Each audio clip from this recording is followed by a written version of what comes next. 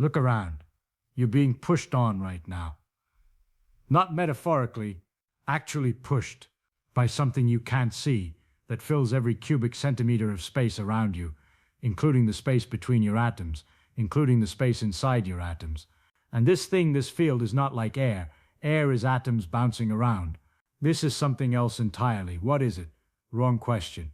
Or rather, it's the kind of question that makes physics stop and philosophy start, and I don't do philosophy. Better question, how do we know it's there? What does it do? How does it work? The honest answer is going to bother you, because the field is fundamental. It's not made of anything. It doesn't work because of something else. It just is. The same way mass just is or charge just is. But we can understand what it does, how it behaves, what it predicts, and that understanding changed everything about how we see the world. Start with the problem. You have an electron. Over here, you have another electron. 1 meter away, they push apart. Why? Because they're both negatively charged. Sure, but that's renaming the mystery, not solving it. How does this electron know that one is there? They're not touching. There's vacuum between them. What carries the push? For a long time, people said action at a distance. One electron just reaches out and pushes the other. Newton hated this idea. He called it absurd, that one body may act upon another at a distance through a vacuum without the mediation of anything else. He wrote, "Is to me so great an absurdity that I believe no man who has any competent faculty of thinking can ever fall into it." He was right to hate it. It doesn't make sense. If I push you, atoms in my hand collide with atoms in your body. Direct contact.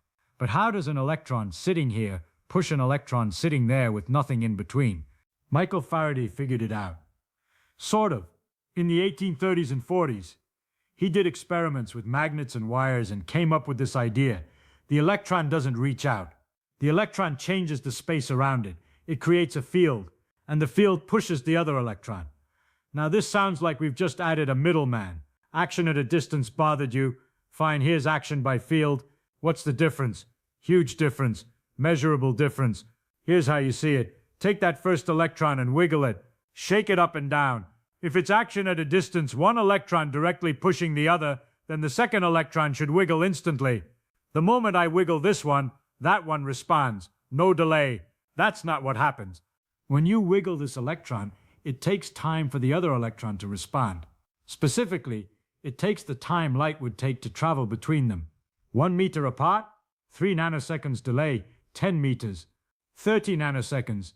The wiggle propagates through the field at a finite speed, 299,792,458 meters per second, the speed of light. This is not a small detail. This is the field doing something. The information that this electron wiggled has to travel through space to get to that electron. Something is carrying it. That something is the electromagnetic field. James Clerk Maxwell made this precise. In the 1860s, he wrote down 4 equations, not complicated conceptually, but powerful, that describe exactly how electric and magnetic fields behave. What the equations said was revolutionary. Changing electric fields create magnetic fields.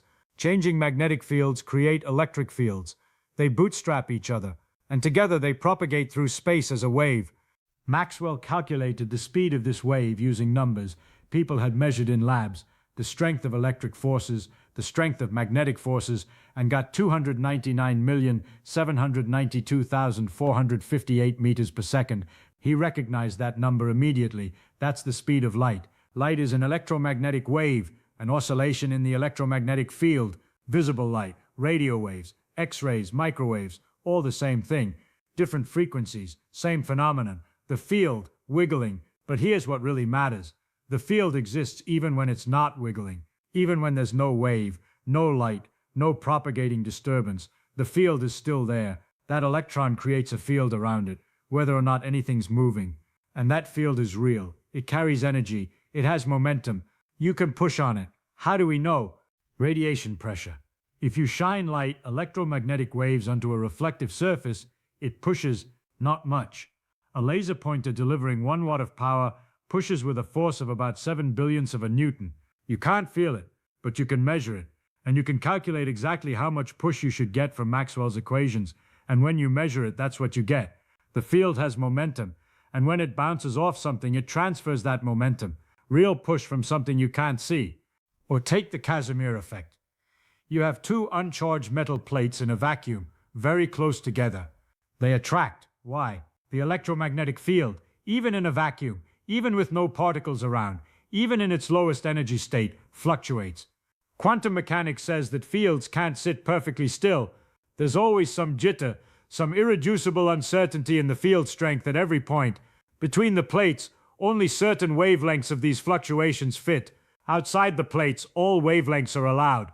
So there's less field energy between the plates than outside, and that pressure difference pushes the plates together. In 1997, Steve Lamoureux measured this force between two plates about 1 micrometer apart and got 4.9 piconewtons. Theory predicted 5.1 piconewtons.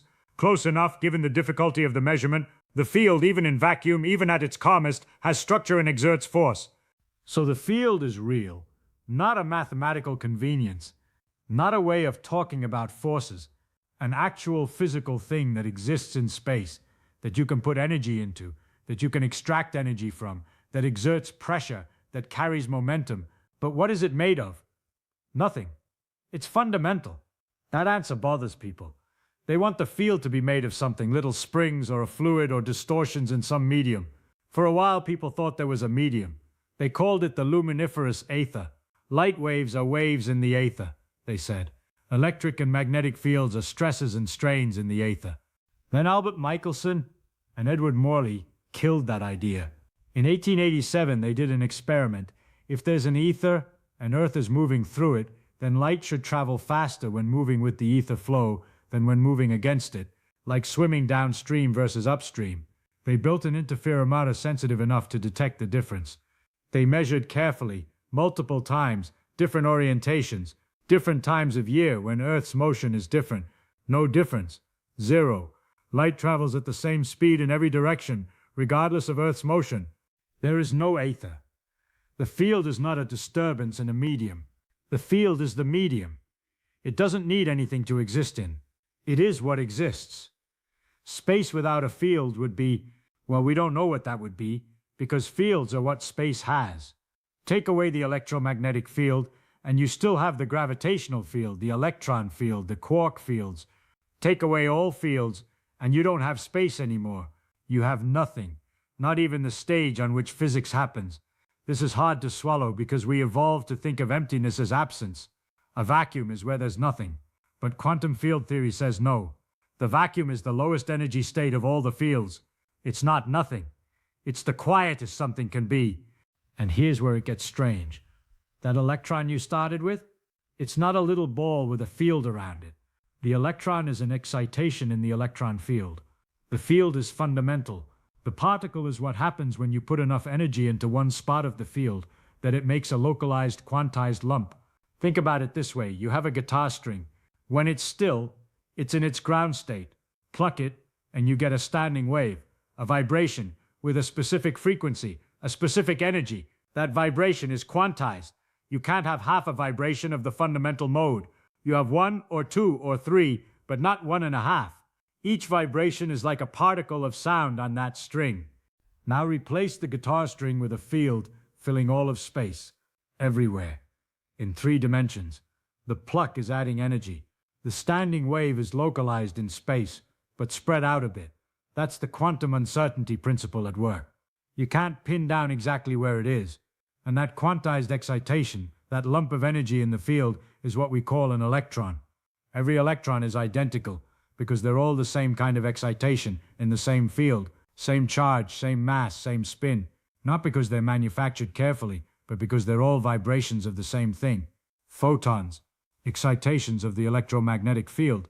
Different field, different particle, different properties. Photons have no mass. Electrons do. Why? Because the electron field has a rest energy per excitation, what we call mass, and the electromagnetic field doesn't. The equations are different. This seems abstract until you realize it explains everything about how particles behave.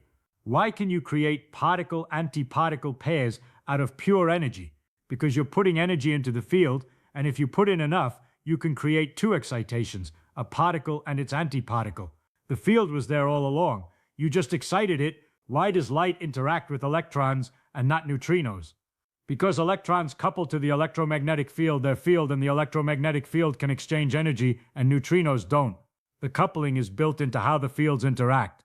The math describes it precisely, and when you work it out, you predict exactly how strongly an electron scatters a photon. We've measured this to 12 decimal places. Theory and experiment agree. The field picture works. Now let's talk about what fields actually do to each other, because this is where the action is. An electron sitting still creates an electric field. The strength of that field falls off as 1 over distance squared. You measure the force on a test charge 1 meter away. You get a certain push. 2 meters away, 1/4 the push. 10 meters, 1/100th. This is Coulomb's law, and it's a direct consequence of field geometry in three-dimensional space. The field spreads out in all directions, and the field lines dilute as they go, but move that electron and the field changes, not instantly everywhere, but at the speed of light. The information that the electron moved ripples outward through the field. If you shake the electron back and forth, you create a wave. A changing electric field creates a changing magnetic field, which creates a changing electric field, and off it goes, a self-sustaining electromagnetic wave. That's light. The energy went into the field when you shook the electron. The field carried it away. Antennas work exactly this way. You drive electrons up and down a metal rod with alternating current. They accelerate, which means they're changing velocity, which means the field around them changes, which creates electromagnetic waves. Radio. The waves propagate, hit another antenna, push electrons there up and down, and you've transmitted information. Field to particle, particle to field. The magnetic part is weirder. Take a current-carrying wire, electrons flowing. Put another wire nearby with current flowing, the same direction. They attract, opposite direction. They repel. Why? Special relativity. Yes, really. In the frame where the first wire's electrons are moving, they create a magnetic field. That field pushes on the moving electrons in the second wire. But here's the thing. Magnetism is what electric forces look like when you change reference frames. If you boost to a frame moving along with one set of electrons, their magnetic field turns into an electric field. The two fields are aspects of the same thing, the electromagnetic field. They mix together when you change how fast you're moving, exactly the way space and time mix together. Maxwell's equations already had this symmetry built in. Einstein noticed it and generalized the idea to all of physics. But the field picture was already telling us electric and magnetic aren't separate. They're components of one field in four-dimensional spacetime. This unification is real. It makes predictions. For example, move a magnet through a coil of wire. The changing magnetic field creates an electric field, which pushes electrons, which creates current. That's how generators work. Every power plant on Earth uses this.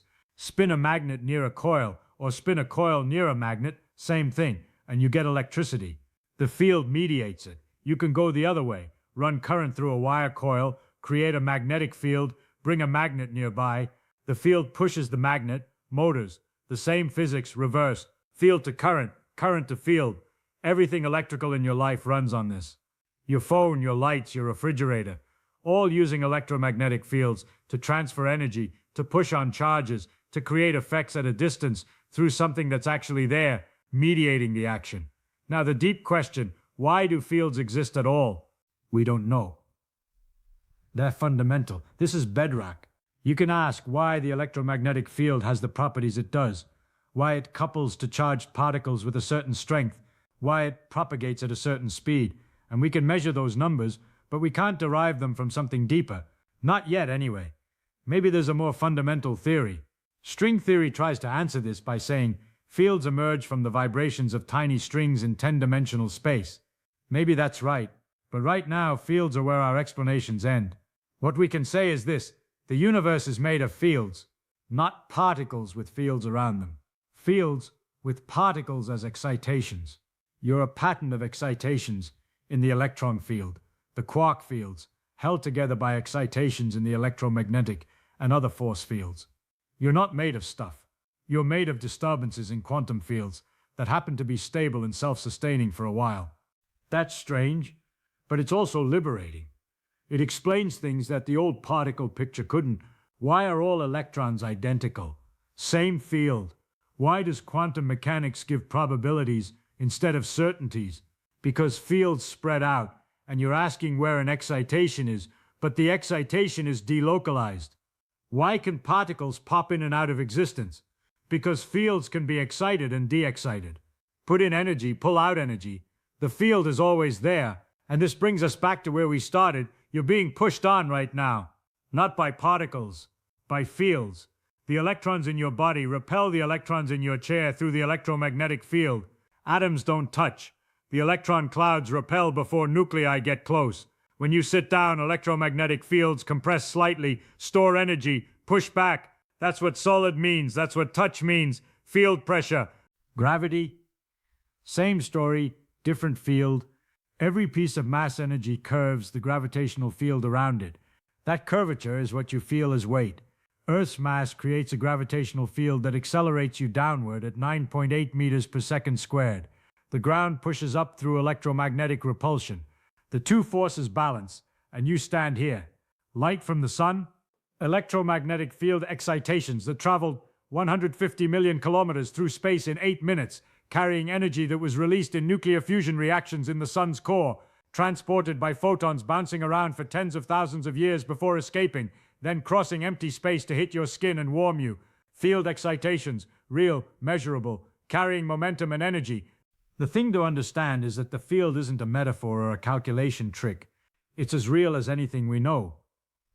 More real, actually, because particles are temporary and fields are permanent. The electromagnetic field has been here since very early in the universe's history. It'll be here long after you're gone. It fills every point in space. It's always interacting with charged particles, transferring momentum, carrying energy.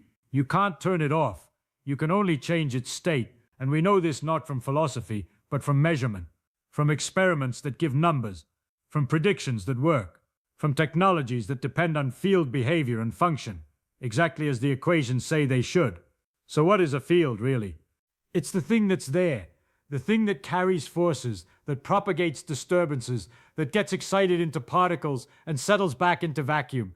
It's not made of anything because it's what things are made of.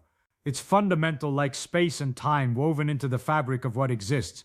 And the remarkable thing, the thing that still gets me, is that we figured this out. We took measurements. We found patterns. We wrote equations. We made predictions. We tested them. And we discovered that the universe is stranger and more unified than anyone imagined. That electricity and magnetism are the same thing. That light is an electromagnetic wave. That particles are field excitations. That forces don't act at a distance, but through something real in between. That's what physics does. It doesn't tell you why the universe is this way. It tells you how it works. Precisely, quantitatively, in a way you can test. And when you test it, nature says, yes, that's right, that's how I work. The field is there. Whether you believe in it or not, it pushes on you right now. It's carrying the light that lets you read these words. It's real. And that's not philosophy. That's physics.